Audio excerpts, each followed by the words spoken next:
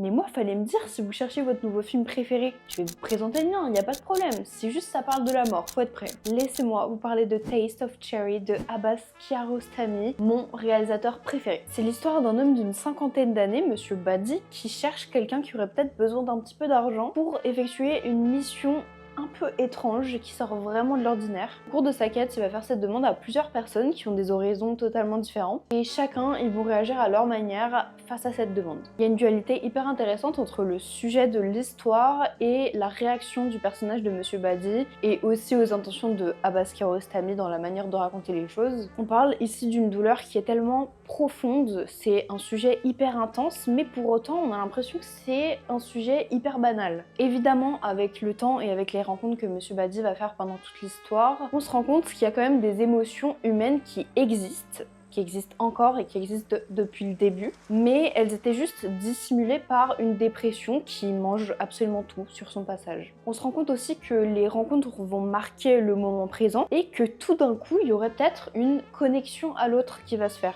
Et est-ce que ça n'offrirait pas justement la possibilité de s'en sortir? Est-ce que ça n'offrirait pas peut-être un peu plus de lumière, un peu plus d'espoir à celui qui aurait peut-être envie de vivre? Je ne sais pas. En tout cas, c'est ma propre perception des choses. Et ce qui est cool, c'est que Abbas Kiarostami il nous offre justement l'opportunité de prendre toute la place dans l'interprétation. D'ailleurs, c'est quelque chose qui va revenir dans plein d'autres films. Abbas Kiarostami, c'était un réalisateur dont l'humanité transparaît dans toute son œuvre, dans ses positionnements, dans ses engagements aussi dans la vie. Il a été photographe, scénariste, peintre, poète, il a fait du graphisme, il a travaillé dans la pub, et tout ça, ça a développé son intérêt pour le cinéma. On le dit, on le répète, soyez multiples, et ça, sans concession. Pour remettre un peu les choses dans leur contexte, Le Goût de la cerise, il a été sélectionné à Cannes en 1997, et il a reçu la Palme d'Or cette année-là d'ailleurs. Quand il est rentré chez lui en Iran, ça n'a pas été très bien accueilli puisqu'il se bat contre un système politique depuis longtemps à ce moment-là. Abbas Kiarostami faisait partie de la nouvelle vague du cinéma iranien dans les années 60. Il refuse la censure et il a toujours fait en sorte de passer des messages hyper subtilement dans son art. Il y a beaucoup de choses à dire sur ce réalisateur, donc restez branchés, je me ferai un plaisir de vous raconter sa vie.